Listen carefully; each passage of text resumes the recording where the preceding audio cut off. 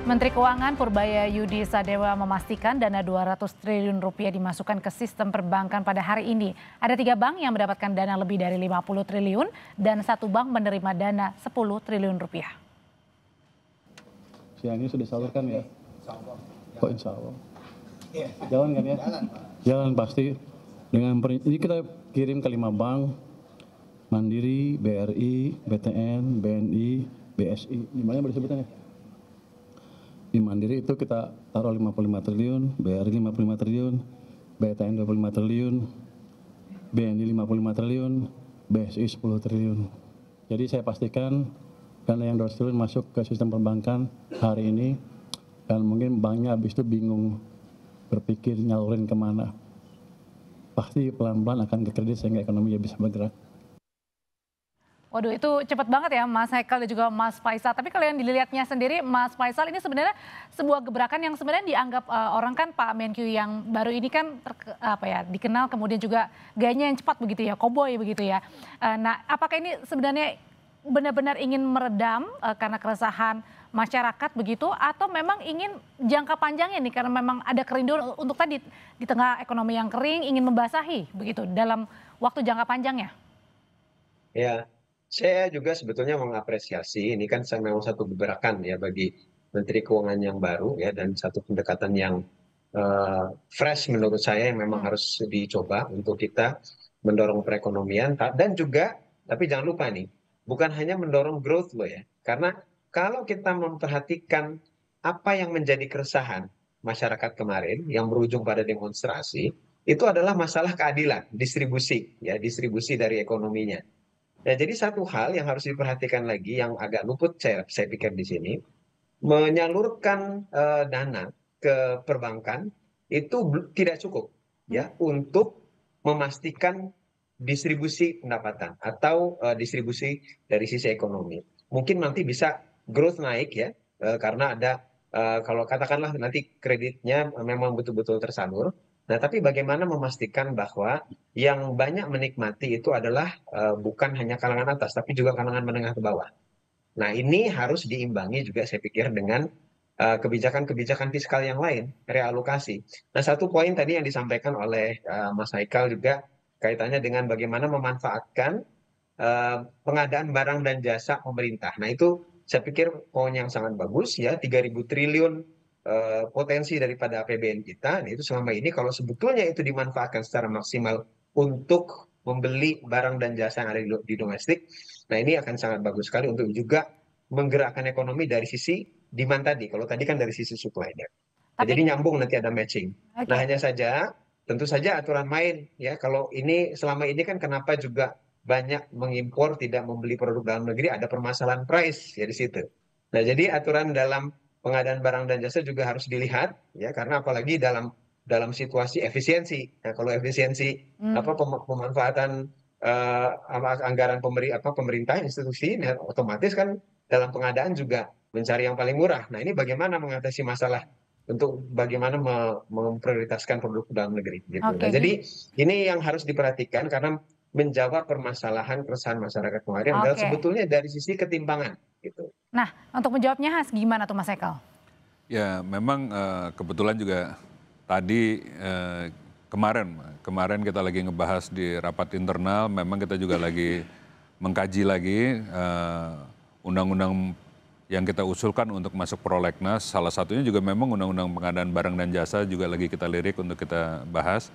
Tapi secara umum memang kita harus pikirkan, kita dukung apa yang menjadi pemikiran Pak Menteri Keuangan baru. Dia ingin menyalakan 2 mesin. 2 mesin itu apa? 2 mesin itu adalah satu, kebijakan fiskalnya harus matching dengan kebijakan moneter. Itu satu. Yang kedua adalah yang hidup harus pemerintah dan swasta. Gitu kan. Nah, ini yang tadi juga saya rasa harus dimatchingkan seperti yang disampaikan Mas Faisal itu, bahwa kalau semua mesin kita nyalain, dan ini kan disampaikan beliau di dalam rapat dengan DPR juga, kalau semua mesin bisa dinyalain, ini dia mencontohkan waktu zaman Pak SBY itu ekonomi bisa beberapa kali, 4 kali kalau nggak salah, bisa tembus di atas 6%.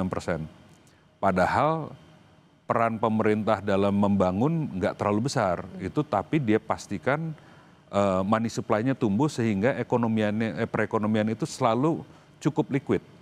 Nah, permasalahan yang dia lihat sekarang itu adalah perekonomiannya kering. Jadi walaupun pemerintah mau push dengan belanja, tapi private sektornya itu mengalami kekeringan, konsumennya mengalami kekeringan, akhirnya pertumbuhannya selalu tertahan. Nah, jadi di saat perekonomian likuiditasnya cukup, sebetulnya pemerintah kerjanya jadi jauh lebih ringan. Nah, apalagi kalau kita kombinasikan pemerintahnya kerja keras, sektor swastanya cukup liquid, apalagi kita campur dengan kebijakan seperti kita prioritaskan beli dari UMKM dalam negeri, rasanya pertumbuhan yang agak tinggi bisa kita capai dengan relatif lebih mudah. Oke, tapi kan juga banyak juga yang mengingatkan hati-hati akan resikonya besar begitu Mas. Tapi balik lagi ketika misalnya tadi oke dananya sudah ada, sudah tadi Pak Menkyu bilang sudah didistribusikan ke bank-bank, tinggal kemudian siapa yang mau meminjam. Nah itu pada saat oke uangnya sudah ada, ketika sudah ada yang mau minjam juga, tapi pergerakan dari kemampuan membayarnya sendiri atau membeli daya belinya sendiri masyarakat yang perlu juga ditandatanya itu kan bukannya menjadi catatan juga Mas? Nah itu maksud saya kan tadi daya beli ini kan munculnya kalau dari masyarakat ini punya pekerjaan. Pekerjaan baru dia bisa punya penghasilan, baru dia bisa membeli kan. Nah pekerjaan ini kan tentu kalau memang lagi banyak order. Nah banyak order ini kan kayak tadi kalau memang kita ngebiasain apa-apa selalu kita fokuskan barang impor karena dia lebih murah. Nah itu kan sebenarnya kebijakan kita sendiri. Nah itu juga kemarin sempat diungkit oleh beliau. Banyak sekali kita sering ngeblame kondisi luar negeri, padahal Indonesian economy itu sangat berat kepada domestic demand dan domestic consumption. Nah itu kan sebenarnya barang yang kita kendalikan sendiri dan kebijakannya itu sebetulnya ada di tangan kita-kita. Nah jadi kita sebetulnya juga jangan terjebak untuk tidak mengurusi dan tidak mengatur perekonomian untuk kepentingan kita sendiri. Dan itu kan harus perekonomian ini kan pekerjaan kita bersama, bukan kerjaan satu orang. Kita salah juga kalau kita cuman kita karena ada Pak Purbaya, sekarang dia akan menyelesaikan. Ini jadi kerja semuanya keras harus bergerak kita bersama gitu kan. Nah, tapi ini kan semangatnya udah ada nih. Beliau mau dorong untuk ekonominya bisa bergerak, dia mau mengguyur, nah darahnya ada nih. Badan kita kalau banyak darahnya kan semua organnya mudah-mudahan bisa bekerja dengan baik. Oke, Mas Faisal ini mungkin bagi yang menonton gitu Mas Faisal, sebenarnya sesederhana ini nggak ketika ada uang 200 triliun rupiah, sudah dibagikan ke 6 bank BUMN, lalu kemudian ketika saya misalnya mau meminjamkan uang ke bank BUMN untuk berusaha, kemudian akan semuanya dipermudah karena dengan alasan tadi uangnya sudah ada dan alasan saya untuk membuka usaha, membuka lapangan pekerjaan sehingga itu dipermudah. Sesederhana itu nggak Mas? Ya tentu saja memang tidak sederhana. Itulah tadi makanya perlu ada kebijakan-kebijakan ikutan yang mensupport itu. Tadi poin-poin sebelumnya kan sudah disampaikan bagaimana supaya demand-nya kuat, supaya juga ada permintaan terhadap kredit yang lebih besar ya. Lalu juga bagaimana menyalurkan kepada sektor-sektor prioritas yang menciptakan lapangan pekerjaan. Nah, inilah makanya pentingnya juga menurut saya bukan hanya sinkron antara kebijakan fiskal dan moneter, tapi juga kebijakan fiskal dengan sektor realnya. Nah, ini disinilah fungsi mendistribusikan itu tadi yang 200 triliun ataupun berapa triliun pun nanti gitu ya, kepada sektor-sektor yang betul-betul bisa mengangkat demand, terutama yang kalangan menengah ke bawah, UMKM, dan menciptakan lapangan pekerjaan yang paling cocok dengan kelas menengah ke bawah ini. Sektor-sektor seperti apa sih Mas? Pilihan sektor real. Contohnya? Kalau padat karya jelas kita lihat satu, misalkan ada pertanian. Pertanian itu sangat-sangat paling dekat dengan kalangan bawah dan juga menengah. Nah, di antara perdagangan juga sama. Jadi perdagangan itu terutama yang UMKM itu kan sebagian besar sebetulnya usaha mikro dan kecil kita itu kan dia di sektor perdagangan gitu ya. Nah, itu adalah sektor yang bergerak karena ada sektor tradable-nya. Tradable itu adalah pertanian, industri manufaktur, nah satu lagi sebetulnya pertambangan. Nah tapi pertambangan ini kan skillnya spesifik ya. Nah jadi saya bilang pertanian, industri manufaktur terutama industri kecil ya, industri kecil menengah. Nanti perdagangan kecilnya juga ikut bergerak gitu dengan itu dan juga sektor jasanya.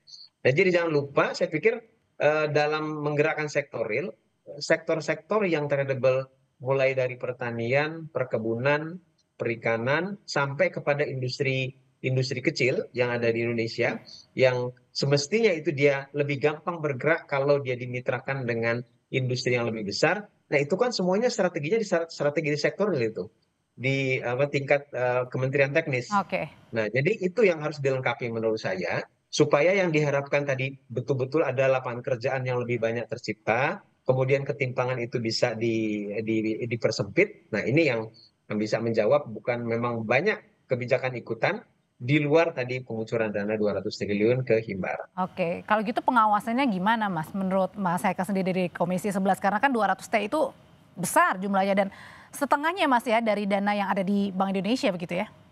Ya itu bukan hampir setengah dari uang pemerintah yang disimpan di situ. Itu kan sebetulnya kayak uang saldo terus. Kayak kita kan punya uang di bank ini kan nggak pernah mau habis. Kalau habis kan kita nggak bisa bayar apa-apa. Nah, cuman daripada dia ngendap di situ. Tapi itu termasuk dana darurat nggak sih Mas?